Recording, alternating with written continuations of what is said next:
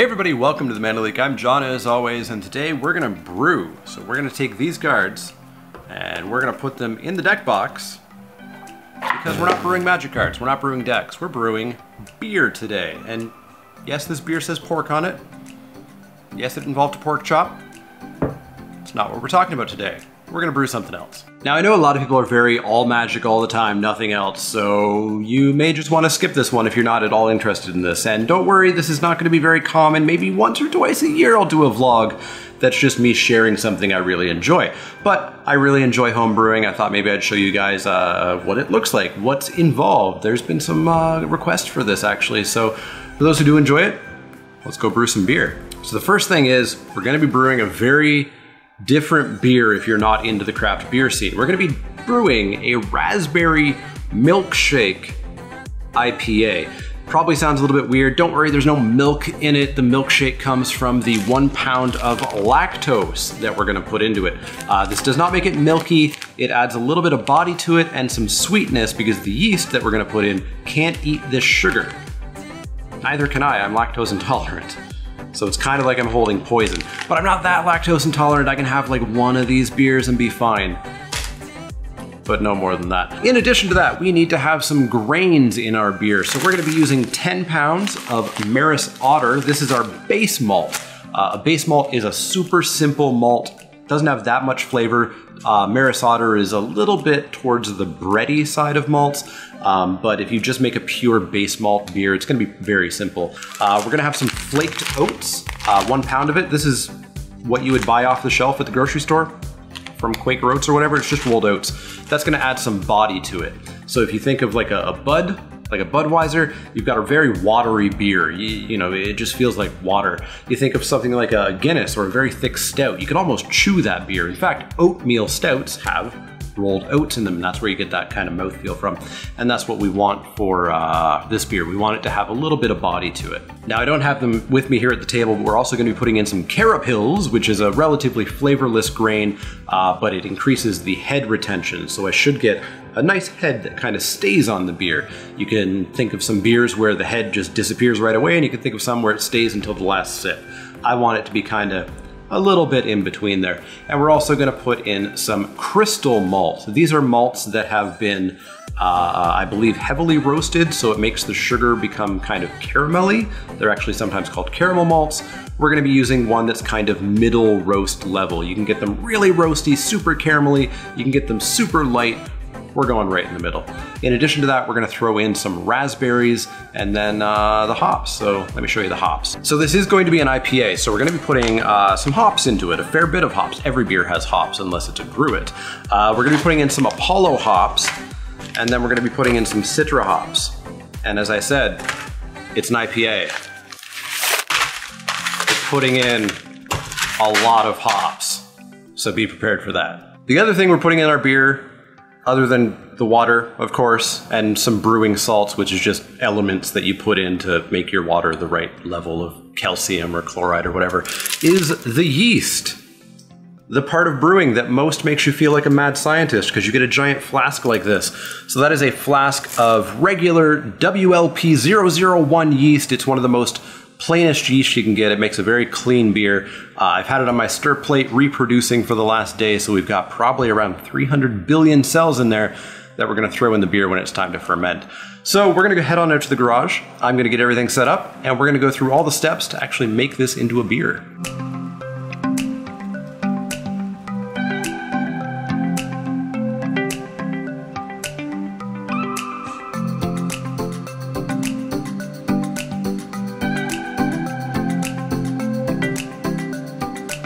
All right, and so we're in the garage and it's really early in the morning. It's like 8 a.m. I think I started, because I like to get brew day kind of out of the way, you know, be done by hopefully around noon. Cleaning is always the worst part. Anyways, the first step is we need to get the sugar out of those grains. We need to turn all the starches into sugar. So we're gonna heat up some water to about 160 Fahrenheit, dump it into this Gatorade cooler looking thing, fill that up with grains, and basically make a tea or like an oatmeal for about an hour. And that's gonna give us the liquid that we're gonna turn into beer.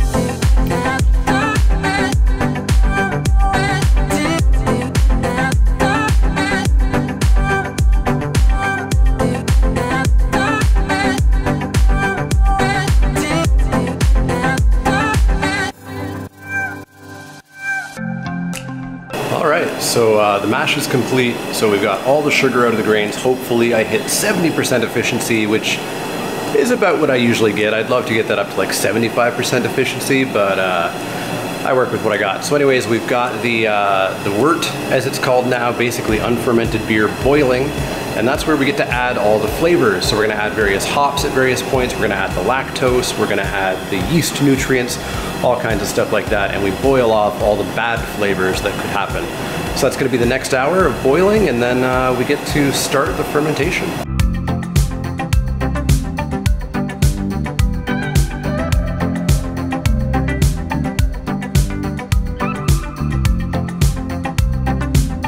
So it's about 15 minutes into the boil, and I'm about to add the first hops. So this is not going to be a super bitter beer, despite being an IPA, because I'm not adding hops right at the start of the boil. The earlier you add the hops, the more bitterness you get. The later you add them, the more fruity flavors, the flavors of the hops you get.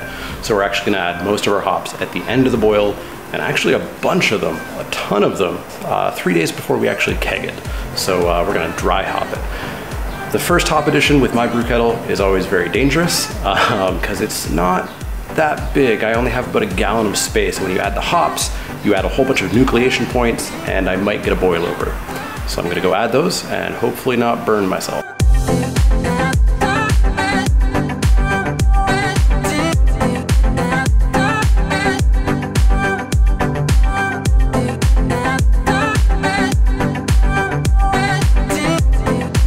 Hops added, a little close to boiling over, but it didn't boil over. The rest of the hops are going to be very close to the end of the boil. It'll have been reduced, so the likelihood of me scalding myself has gone way down. So we're at 15 minutes left in the boil. We're going to add the yeast nutrient, which is going to make the yeast nice and happy. I think it's just like nitrogen or something.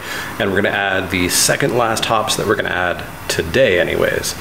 Shouldn't boil over, I hope. So let's do it. All right, so 10 minutes left in the boil, just 5 minutes from the additions, no boil over. I'm still unburned.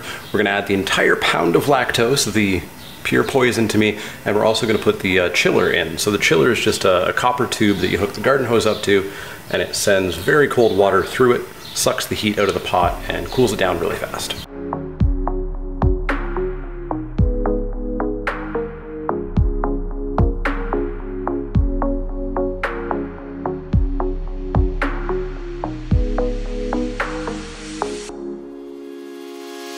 All right, so we're getting down near the end. There's like 5 minutes left in the boil.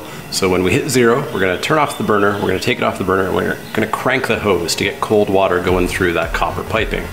That should drop it relatively quickly, but we're actually gonna drop it and keep it close to around 160 to 180 Fahrenheit, and we're gonna add the last hop addition. So the wort won't even be boiling yet, or won't be boiling anymore.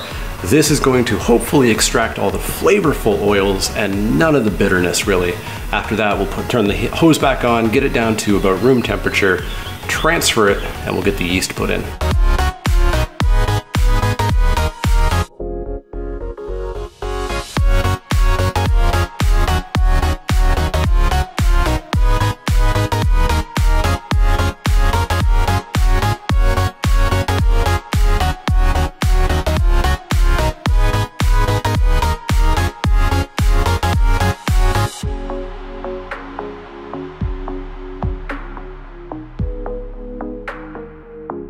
Okay, so this is the first time I've brewed while it's been hot out, and it gets hot brewing. Anyways, I've got the kettle, all 50 some odd pounds of it, down the stairs to the basement. It's ready to go into the fermenter. I'm just gonna wait for it to drop a few more degrees. It's at like 82 right now. I'd prefer it to be in the 70s before I throw the yeast in, but we're gonna transfer it in. That should cool it down a bit, and then in goes the yeast.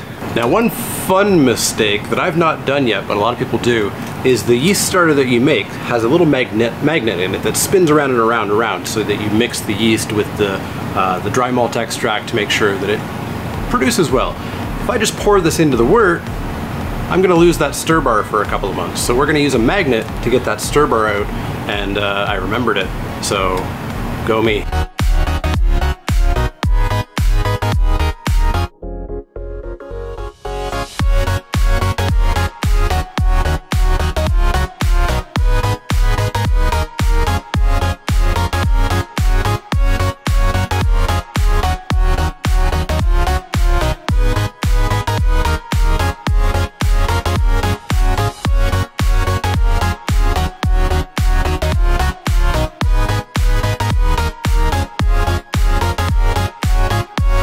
Okay, so all done. Beer is in there, yeast is in there. Over the next few days it's going to ferment and become beer. So that's going to be good. So the last step for today, or at least the last step I'm going to show you guys for today, because I still have to clean everything, is we got to put a t-shirt on this to keep all the light out. And then in a few days we will add some raspberries, some hops. I'll show you that. This is going to be a full grain to glass video, so stay tuned, and we're going to fastly go through the next 3 or 4 weeks and then drink this beer.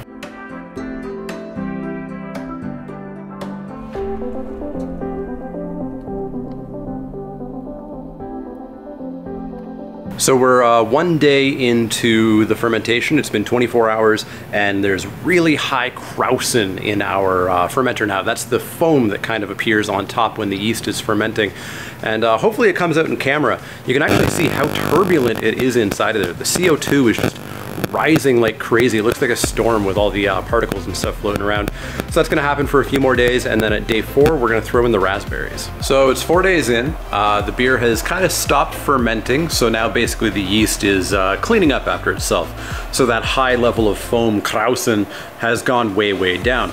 So we're gonna throw in 5 pounds of raspberries now, which will kick the yeast back up. It'll start fermenting again. We might even get a second, maybe a little bit pinkish krausen. So let's go throw 5 pounds of raspberries in, although first we have to sanitize them. I didn't really mention this during the first part of the video, but sanitation is absolute key with home brewing. There's one bug that we want to have grow in our beer, and that's the yeast, the Saccharomyces cerevisiae, or whatever it's called. We don't want anything else growing, and these fruit, although they're individually quick frozen, they probably don't have anything living on them. I just want to make sure. So we're going to throw them in the oven at 170 for about 10 minutes. That should kill off anything, and then pour it into the beer.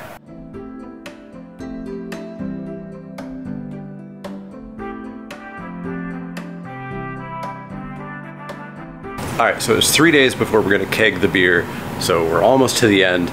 We just have to put all the hops in, so we're going to dry hop. So we're going to put in a ludicrous number of hops, like 6 bags of hops, and all the flavor is going to come out of those hops, and not really much of the bitterness. So we're going to do that, and then we're going to wash a keg, and we're going to put that beer in a keg and get ready to drink it.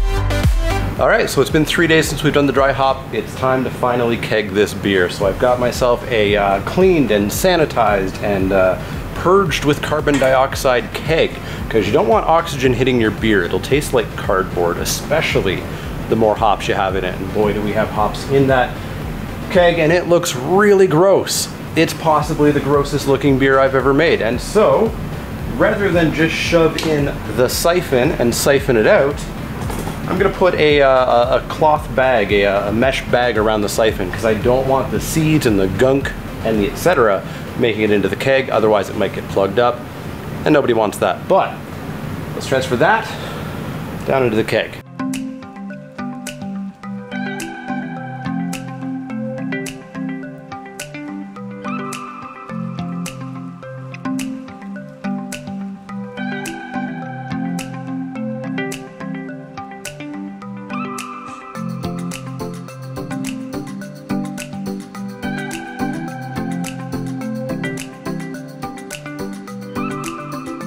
Okay, so we transferred the beer into the keg. The last possible chance for me to screw up the beer has happened, and I maybe did it a little bit. The mesh bag didn't really work out that great. I don't know what was happening. I think the bag was getting stuck in the siphon, and so the flow would suddenly get very bubbly and then just stop. So I eventually just took the bag off and tried my best to not suck up too many chunks. Some definitely went up. I saw them go up and down into the keg. So odds are the first beer or two might be a little chunky. And then it should clear up after that, because all the sediment will drop to the bottom, get sucked up first, and then it'll be a clean beer from then out. So yeah, I have to carbonate this get it ready. It'll be drinkable in hopefully a few days, and then I gotta deal with that pile of stuff in that fermenter. I don't want to do that part, but let's do it.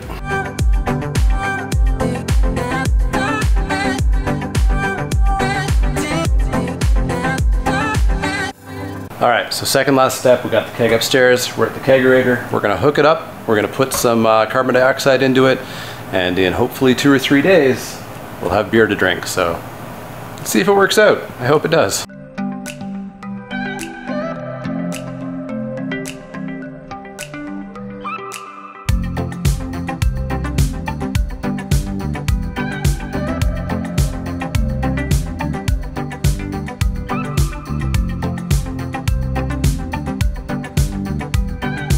All right, so it has been only a matter of probably 10-12 minutes for you guys, but it's been over a month for me. I have vacationed, come back, and the beer should be ready. So we're gonna head over to the kegerator, and we're gonna pour ourselves a glass.